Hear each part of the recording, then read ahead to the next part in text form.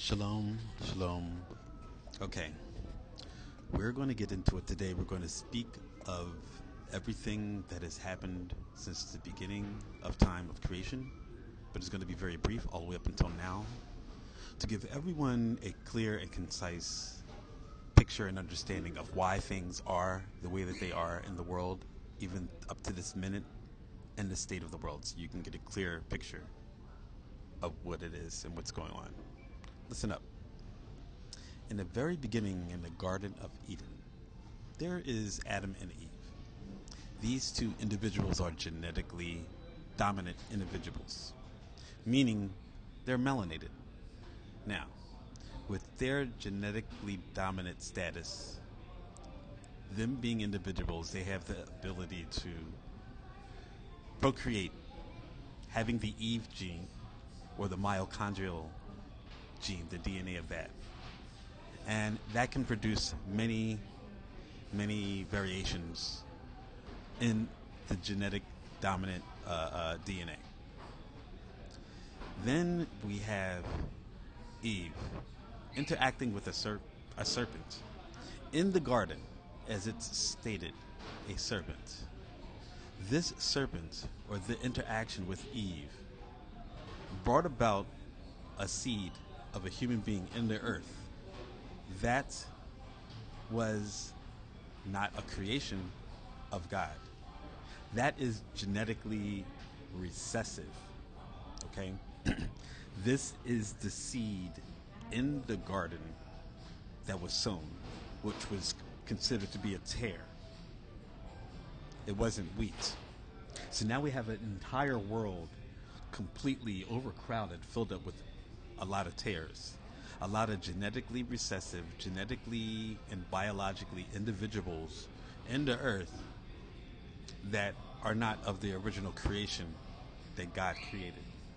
Yet, everyone is possessing a body, whether it's a body that's genetically dominant, whether if it's a body of the original 12 tribes of Israel that God created, or the mutations and genetic recessive genes that Lucifer, that seed, was sown in the garden by the serpent.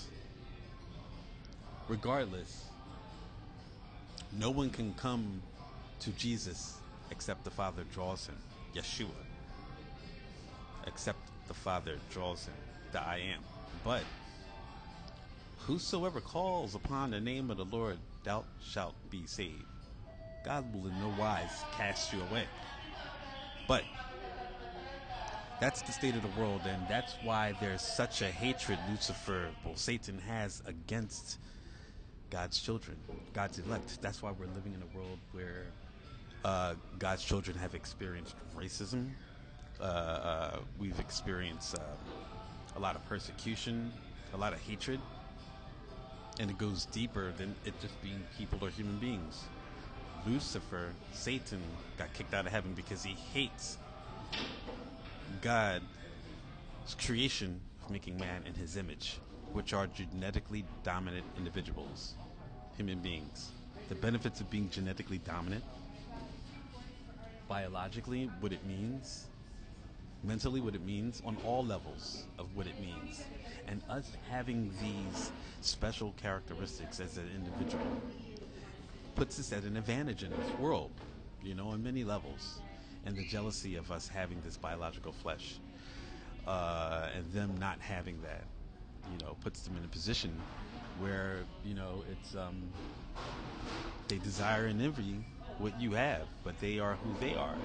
So they've, by Lucifer setting up a world system where he would put them in a position to be on top financially and in areas and ways to control those who happen to be of the biological bloodline family of God, specifically the 12 tribes of Israel, subjugating and oppressing them for the jealousy and hatred against God's children.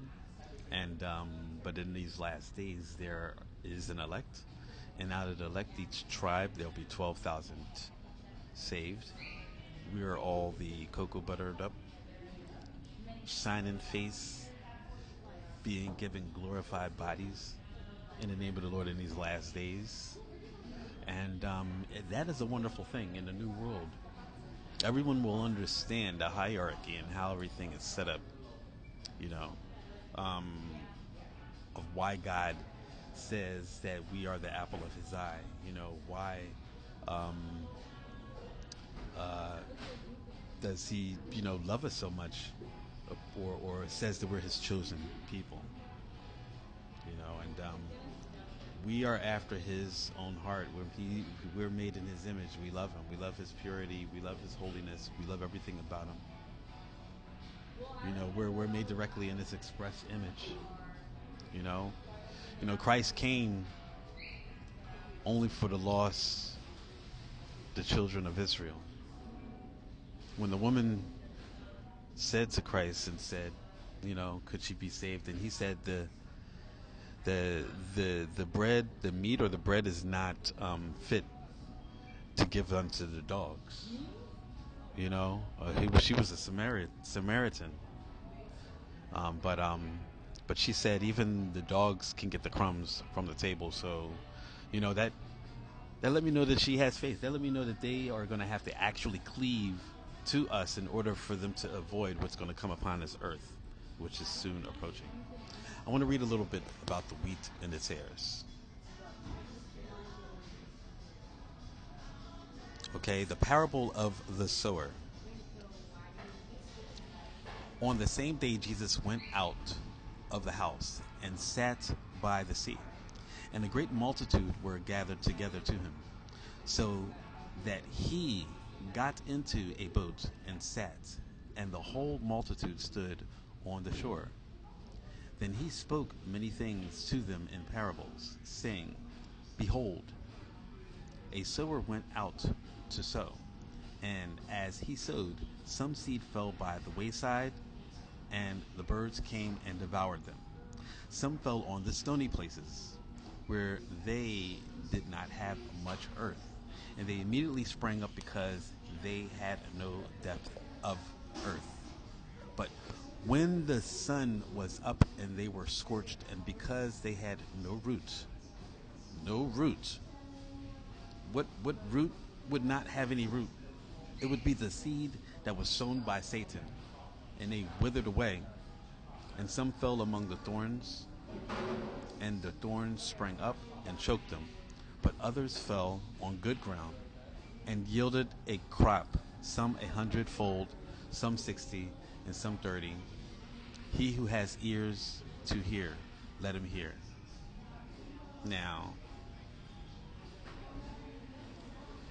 when I get into the detail of the tares, I want to go and read where it's speaking of the tares. Okay. Another parable he put forth to them, saying, The kingdom of heaven is like a man who sowed good seed in his field, but while men slept, his enemy came and sowed tares among the wheat, and went his way. But when the grain had sprouted and produced a crop, then the tares also appeared. So the servants of the owner came and said to him, listen, the servants of the owner came and said unto him, So, sir, did you not sow good seed in your field? How then does it have tares? Adam and Eve, made in the image of God. How did sin come into the world? Because of the serpent. How then does it have tares? He said to them, An enemy has done this. The servants said to him, Do you want us then to go and gather them up? But he said, No, lest while you gather up the tares, you also uproot the wheat with them. Let both of them grow together until the harvest. And at the time of the harvest, I will say to the reapers, First gather together the tares and bind them in bundles to burn them, but gather the wheat into my barn. So, to just highlight to everyone, of understanding on the biological level, it's just not meaning across the board generally just because you happen to be a person who is genetically recessive. If you happen to be a person that falls into the category of the tear parable of biologically when you have a much more perfect genetically dominant gene, speaking from that perspective, salvation is not based upon that. That's just showing the effects of what Lucifer was cast out of heaven for, and became Satan. The reason why the world before the flood was destroyed. The reason why that the word says, just as the days of Noah, so shall it also be in these last days. So, getting into those details about that specifically shows the connection of these tears. Now, of course, by faith we are saved. By faith, by believing, by having faith, and by having hope in Him, coming to Him, and then God, revealing Himself to you. But no one can come to Jesus except the Father draws them. So many are called, but few are chosen. So if you answered that call, if you want to give your life to the Lord, or if you want to commit your ways to Him, if that's a calling that He's given you where you want to walk in His ways, then, by all means, He will in no wise cast anyone out when you call on His name, when you want Him, you desire Him. Creating in you a clean mind and clean heart, not wanting to sin, not wanting to have anything to do with sinning or the lifestyle of sinning, and being okay with that. Like, that's like your thing. That's what you love. Some people like the Super Bowl. Some people like, nice cars. I like some nice cars. I like, how they are. But some people really, really love and admire being connected with the Creator of the entire universe. On all levels, and just it's so admirable, it's so wonderful, it's so awesome to just love His purity and love His holiness and the integrity. It's not like, it's something that is forced or pushed. It's like it's so natural, and we're like new creatures. He's made us new creatures, and we're manifested sons of God. And that's awesome, and that's our identity. My salvation is my identity as an Israelite. And Christ is the Lion of the tribe of Judah, and I come from the tribe of Judah. And here we are, descendants of the transatlantic slaves, children, and not all of us are making it. Not all of us, I don't know. I want all of us to make it, but I want everybody that loves and desires goodness and purity for just a world and earth and the heaven and everything, and towards evil. I want all of us to be together, But this is the gist of the world that we're living in. This is a huge world. See, look at this world. This is New York City. This is the world, essentially, like a snapshot, a window of what it's like on this entire planet. Just speaking about that, and just thinking of all the different people, all the different minds, thoughts, what people are thinking, how they view life, and how they feel like their thoughts and their way is the way and the only way or the best way. And then that's interesting to just see that. But when you're able to put things into its proper perspective according to our Father in heaven, the King of Kings and Lord of Lords, the Creator of the entire universe, and then understanding from that perspective, it gives you a clear picture of why things are the way that they are, and why the world needs such, I guess, identification with material wealth or with things that are of this world, because there's no value to them except those things. And by stripping the identity of God's people and not having their identity, identifying with these idols of this world, name brand clothing, nice cars or different things of wealth like that, or even loving to want to have these things so much they're willing to sin, lie, kill, cheat, steal, all of these things for those things, and then the world's caught up with lust and all the things that come along with just interactions with people of having sex outside of marriage, outside of the union of individuals that God did not put together, and they're just doing it. Like, this is the heathen behaviors, and I was a part of that lifestyle at one point when I was once blind. But I was never, like, with my eyes open being that way. Like, I would never want that for me or myself or anyone, to just be running around here and just like it's like as if it's some advantage to just be giving your body away when you're just when we're made in the image of God. Like, we're made in His image, and He's, oh my goodness, we want everything that has to do with purity and goodness. Like, we may be outnumbered in this world, but greater is He that is in us than he that is in the world. And I would want everyone to understand the beauty, the superior things that all that has to do with of being pure in heart and holy, and only desiring that and making that decision and having the Holy Spirit from the Father giving it to you, that's able to keep you in your ways, and only by grace that we're able to be saved, saved and to walk in His ways. I think that's amazing. I want to say a little thing just for the children of God. I want them to understand I want to say something specifically to the 12 tribes to understand, or from Judah. I want to speak directly to Judah right now, but and I want to say this to Judah.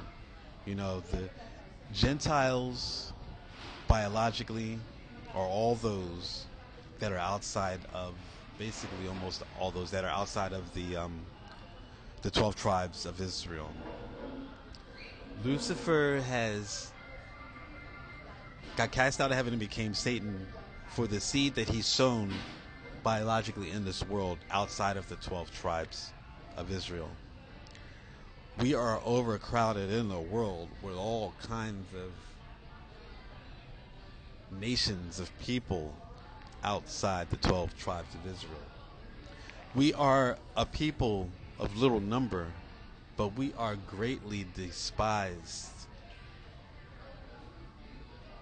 The 12 tribes of Israel. That's why we've been oppressed. But for the suffering and persecution that we may have endured in our existence here on this planet isn't worthy to be compared to the glory which shall be revealed. Let me say that again. The present suffering that we are all experiencing isn't worthy to be compared to the glory which shall be revealed in us, in the new world, in the hierarchy, understanding things for what it really is, and all of the mysteries of heaven, all of the mysteries of God being revealed to the world, even to the glorious and wonderful power of the cherubim, of His angels, the Lord, as He comes with 10,000 upon 10,000 upon 10,000 of His saints, as they say, holy, holy, holy.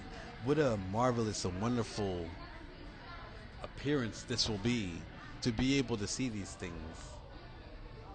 And yet the wicked will be banished from the presence of the Lord forever. And we will forever be forgiven. We will forever be forgiven. Those that call upon the name of Yeshua HaMashiach. Okay, everyone, I like to bring this video to a close, and I thank you all. Shabbat Shalom.